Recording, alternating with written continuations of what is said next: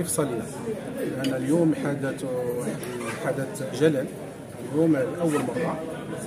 كاين المقاطعه ديال 17 عضو، حنا منهم، حنا من بين المقاطعين، غير جينا في اخر لحظه باش نسجلوا الموقف ديالنا. هذا العدد المهم اللي قاطع هي رساله قويه، خاصه ان من بينهم اعضاء المكتب ومن بينهم يعني البرلمانيين ذلك.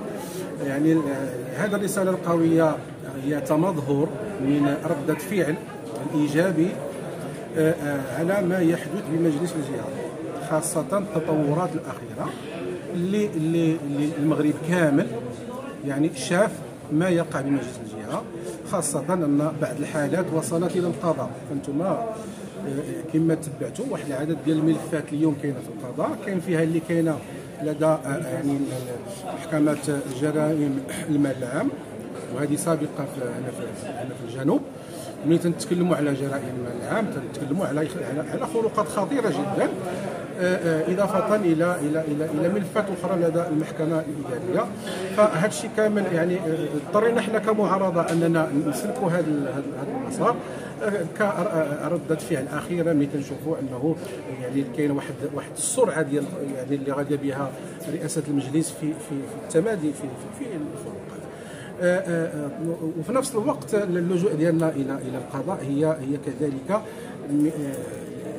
ليقيننا بانهم منين نمشيو للقضاء فاحنا اوتوماتيكمون هذه الخروقات غادي يوقفوا، لانه من خلال المعلومات اللي توصلنا حول الماليه ديال المجلس الى حدود الاسبوع الاخير، فهناك واحد التغيير جذري اللي تبدلت فيه الطريقه اللي تتعامل بها الجهه اليوم في هذه المعاملات الماليه، بمعنى انه راه يعني التقط الرساله جيدا، فهناك واحد انخفاض كبير في هذوك الخروقات.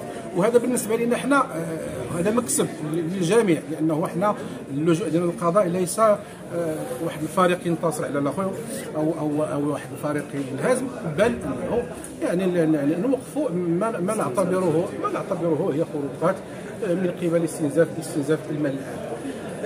المساله الاخرى المتعلقه بالتصويت اليوم على برنامج التنميه الجهويه، كتعرفوا ان برنامج التنميه الجهويه جميع المجالس تيتصوت فيها بالاجماع نظرا لاهميه هذا المشروع. يعني باش يتصوت بها بالاجماع خاص هذا البرنامج يحظى بموافقه الكل من خلال ديك المقاربه التشاركيه الى غير ذلك من الامور. اليوم بالكاد حصلوا على 22 صوت، وهنا يجب الإشارة بأنه المجلس راه ما حصلوا على النساب القانوني إلا في الوقت بدل الضائع، وهذه رسالة أخرى خاص على الجميع أن يلتقطها، أنه اليوم الأمور ديال المجلس راها غادية من الأسوأ، من سوء إلى أسوأ. فباقي الاتفاقيات احنا كمعارضة كاين اللي مشينا فيها بالإجماع، اللي كنشوفوا انها فيها مصلحه العامه، كاين اللي عندنا فيها ملاحظات درنا فيها الامتناع، لكن ندق مره اخرى نقص الخطر بانه الامور ديال المجلس ليست على ما يرام، ونحن على ابواب بلوكاج جديد.